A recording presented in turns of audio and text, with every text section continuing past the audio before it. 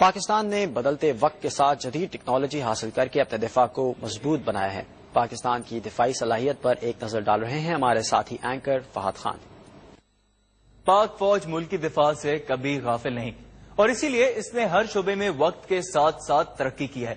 اگر missile technology کے حوالے سے بات کی جائے تو سن 1980 کی دہائی میں پاکستان نے ہتف 1 اور ہتف 2 میزائل تیار کیے، جن کی رینج بالترتیب 80 اور 300 کلومیٹر تھی اور یہ 500 کلو گرام پے لوڈ لے جانے کی صلاحیت رکھتے تھے۔ 2 سال بعد یعنی کہ سن 1982 میں ہتف 1A کی رینج 100 کلومیٹر کر دی گئی اور سن 1997 میں ہتف 3 کا تجربہ کیا گیا۔ اس کے بعد 800 کلومیٹر رینج کے ہتف 4 شاہین 1 میزائل نے ملک کی دفاعی صلاحیت کو آگے بڑھایا۔ بعد ازاں 2000 کلومیٹر رینج کے شاہین 2 کا کامیاب تجربہ کیا گیا اور سن 1982 میں ہی 1500 کلومیٹر رینج کے حامل بیلسٹک میزائل غوری کا کامیاب تجربہ کیا گیا، جس کے بعد 2500 کلومیٹر رینج کے غوری 3 کا تجربہ ہوا اور سن 2008 میں نیوکلیائی صلاحیت کے حامل میزائل غزنوی نے دفاعی صلاحیت میں زبردست اضافہ کیا۔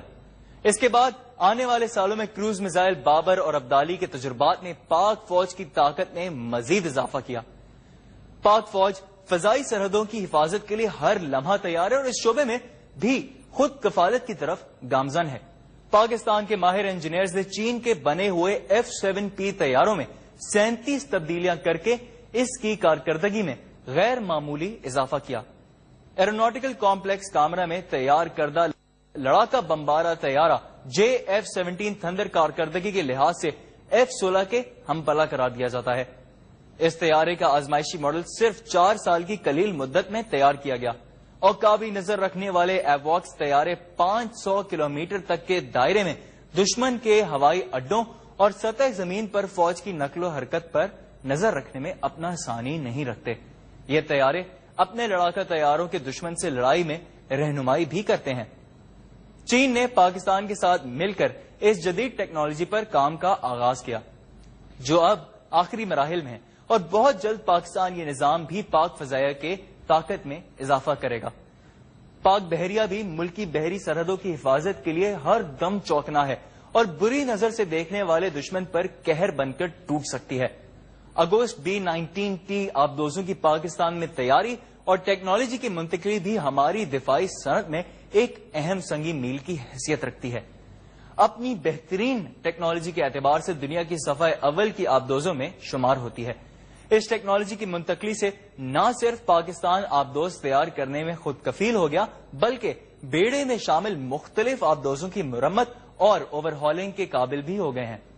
اس آبدوز کی خاص بات یہ ہے کہ یہ دیگر آبدوزوں کی نسبت 3 گنا زیادہ عرصے تک مسلسل زیر آب رہ سکتی ہے۔ یہ 10,000 ناٹ کے علاقے میں کارروائی کر سکتی ہے۔ رواں سال 30 جولائی کو چین نے پہلا فریگیٹ PNS ذوالفقار، جسے P-22 بھی کہا جاتا ہے، پاکستان کے حوالے کیا۔ P-22 فریگیٹ کا شمار دنیا کے جدید ترین جنگی بحری جہازوں میں ہوتا ہے۔ یہ جہاز ایسے جاسوسی اور نگرانی کے آلات سے لیس ہوتے ہیں جن کی مدد سے زیر آب دشمن آبدوزوں کو ڈھونڈ کر نشانہ بنایا جا سکتا ہے۔ ان جہازوں کو فضائی حملوں سے بچاؤ اور حملہ آور طیاروں کو دور سے مار گرانے کی صلاحیت بھی حاصل ہے۔ P-22 فریگیٹ کے ساتھ چین آبدوز اور بحری جہازوں کو نشانہ بنانے والے جدید Z-9C قسم کے ہیلی کاپٹرز بھی پاکستان کو فراہم کیے ہیں، جو بحری جہاز سے ہی محو پرواز ہو سکتے ہیں۔ دفاعی خود کفالت کے حوالے سے پاکستان کی ایک اور اہم پیش رفت جہاز سازی کی ٹیکنالوجی کی مرحلہ وار پاکستان منتقلی ہے۔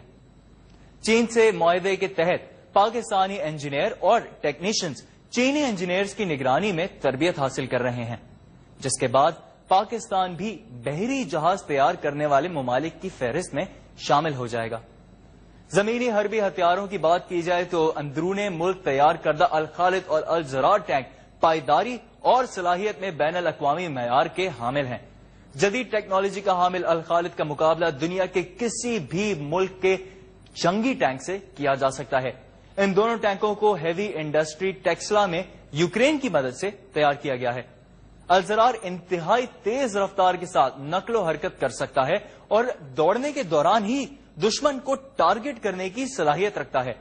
یہ دشمن کی نظر سے فوری اوجھل ہو جانے کی بھی صلاحیت رکھتا ہے۔ اپنی کارکردگی کی بنیاد پر ان ٹینکوں کو دنیا کے دیگر ممالک نے بھی برآمد کیا جا رہا ہے۔ آج پاکستان بختر شکن میزائل، آٹومیٹک رائفلیں، آرگو ایونجر جیپ اور 7 نامی بختر بند گاڑیاں بھی اندرون ملک ہی تیار کر رہا ہے۔ گزشتہ ماہ ہی پاکستان نے پہلے ڈرون طیارے فالکن UAV کی پیداوار بھی شروع کر دی ہے۔ یہ بغیر پائلٹ کا جاسوس طیارہ ہے، جس کے ساتھ ہی پاکستان ان ممالک کے خصوصی کلب میں شامل ہو گیا ہے جو بغیر پائلٹ چلنے والے طیارے بنانے کی صلاحیت رکھتے ہیں۔ اور سب سے بڑھ کر ہمارا ایٹمی طاقت ہونا۔ 28 مئی 1998 کو پاکستان نے 7 ایٹمی دھماکے کر کے نہ صرف اپنی طرف اٹھنے والی ہر بری نظر کو ختم کر دیا، بلکہ خطے میں پیدا ہونے والے عدم توازن کو بھی برابر کر دیا۔ ان 7 دھماکوں کے بعد پاکستان دنیا کی 7 بڑی ایٹمی طاقتوں کے ہم پلہ ہو گیا اور دنیا کو یہ باراور کرا دیا ہے کہ کوئی ہماری طرف کبھی میلی آنکھ سے نہ دیکھے۔ ان سب صلاحیتوں سے پاکستان کا دفاع نہ صرف ناقابل تسخیر بنا ہے، بلکہ پاکستان کو امن کے ساتھ رہنے میں مدد ملی ہے۔